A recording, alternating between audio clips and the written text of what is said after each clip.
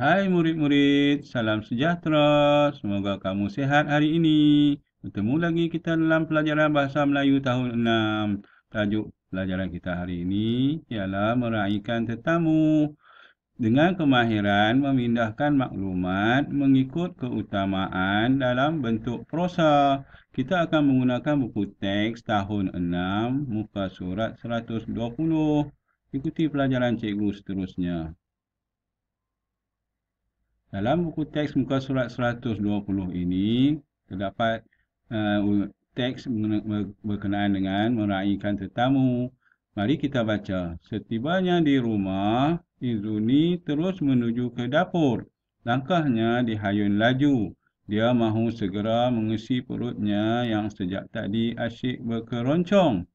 Tiba-tiba, Izuni terpandang sekeping nota pesanan daripada ibunya yang terlekat pada peti sejuk. Jadi Izuni ni baru pulang dari rumah. Kemudian dia dalam keadaan lapar. Tiba-tiba dia tengok dekat peti sejuk tu ada sekeping nota. Mari kita baca notanya.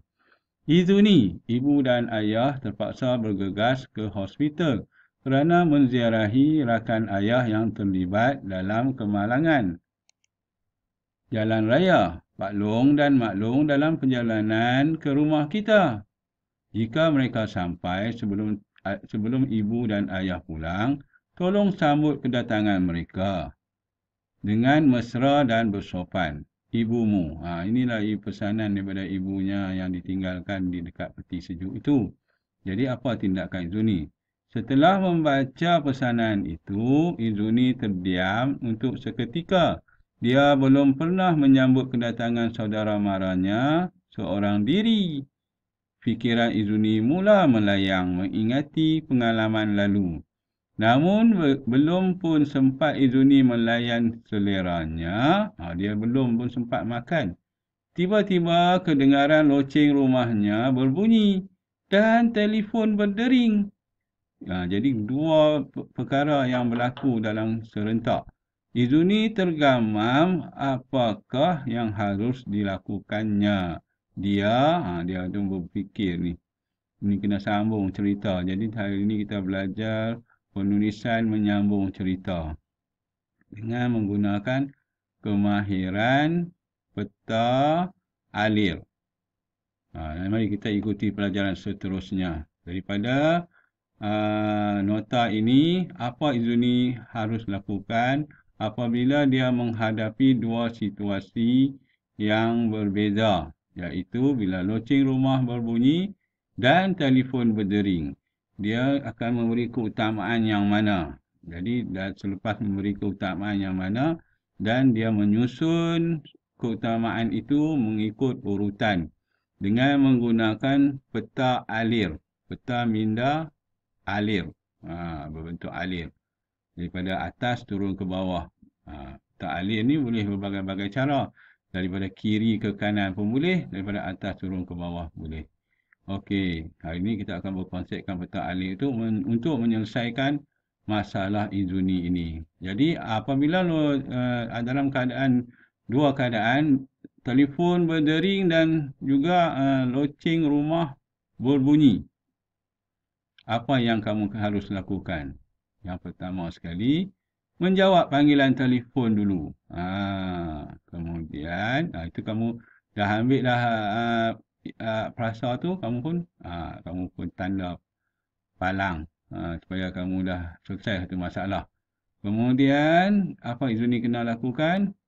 Setelah dia jawab telefon, dia pun membuka pintu. Dia belum makan lagi tu. Dia terpaksa bersabar. Okey, kemudian dah buka pintu, dia pun bersalaman dengan Pak Long dan Mak Longnya. Selepas itu, menjemput Pak Long dan Mak Longnya masuk dan mempersilakan mereka duduk. Dan seterusnya, menukar pakaian. Seterusnya, mengemas ruang tamu. Ruang tamu yang bersepah tu dia kemas sikit-sikit. Kemudian menjamah makanan. Menjamah makanan bersama dengan Pak Long dan Mak Longnya. Dia pun lapar juga. Dia makanlah bersama dengan Pak Long dan Mak Longnya. Jadi selesailah peta alil ni di mana Izuni telah melakukan keutamaan mengikut urutan. Yang mana yang penting dulu. Kemudian kita pergi kepada petikan tu yang perlu kamu selesaikan. Jadi kamu kena salin semua sekali lah ini. Kamu kena salin ini. Bermula dari sini, setibanya sampai sini dan kita akan sambung karangan ni. Jadi kita tengok pada yang keempat. Jadi yang ni adalah petikan yang di bawah tu. Yang pertama kamu kena salin dulu. Jadi setibanya di rumah, Izuni terus menuju ke dapur. Langkahnya dihayun laju. Dia mahu segera mengisi perutnya yang sejak tadi asyik berkeroncong. Tiba-tiba Izuni terpandang sekeping nota pesanan daripada ibunya yang terlekat pada peti sejuk. Jadi kita sambung cerita Izuni ini. Setelah membaca pesanan itu, Izuni. Setelah membaca pesanan itu, Izuni terdiam untuk seketika. Dia belum pernah menyambut kedatangan saudara maranya seorang diri. Fikiran Izuni mula melayang mengingati pengalaman lalu. Namun, belum pun sempat Izuni melayan seleranya, tiba-tiba kedengaran loceng rumahnya berbunyi dan telefon berdering. Dalam dua keadaan ni. Izuni tergamam, apakah yang harus dilakukannya? Dia, jadi daripada dia ni sambung terus. Jadi cikgu ambil benda petikan ni. Yang di atas ni kamu salin sampai kat dia ni, kemudian sambung lagi ceritanya. Kemudian Izuni pun membuat keputusan keutamaan mana yang harus dilakukan dahulu dan yang kedua dan seterusnya berikutnya melalui peta alil tadi.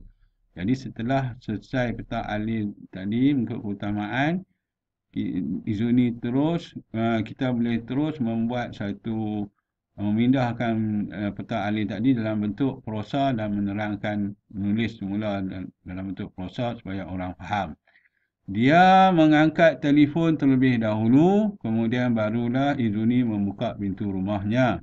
Dia bersalaman dan menjemput masuk ibu dan bapa saudaranya.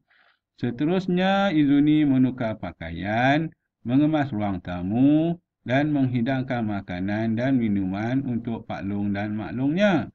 Izuni menjemput Pak Long dan Mak Long menjamah makanan yang dihidangkan. Izuni makan sambil berbual-bual dengan Pak Long dan Mak Longnya. Kita dah memindahkan apa yang ada dalam peta minda tadi dalam bentuk prosa ataupun dalam bentuk perkataan yang berbentuk penulisan. Inilah dia langkah konsep peta alil.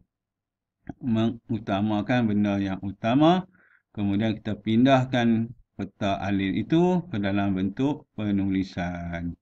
Begitulah seterusnya dalam hidup kamu pun, kamu perlu ada peta alil supaya kamu dapat mengetahui apa yang dahulu mesti dilakukan apabila kamu menghadapi dua situasi yang penting. Dua-duanya penting tapi di mana yang perlu dipilih dahulu dan yang mana yang perlu dipilih kemudian mengikut urutan. Sekianlah saja pelajaran kita hari ini. Semoga kamu dapat salin semua ini dalam buku penulisan. Jadi tugasan kamu fahami petikan muka surat 120, lengkapkan karangan dalam buku penulisan. Jawab soalan kuis. Kamu kena lukis juga peta minda tu. Peta minda lukis, peta minda tu sahaja pun tak apa dah. Ikut aliran yang ikut keutamaan. Kemudian kamu tulislah karangan, sambunglah karangan itu dalam buku penulisan. Sekian saja pelajaran kita hari ini. Semoga kamu sihat selalu. Terima kasih.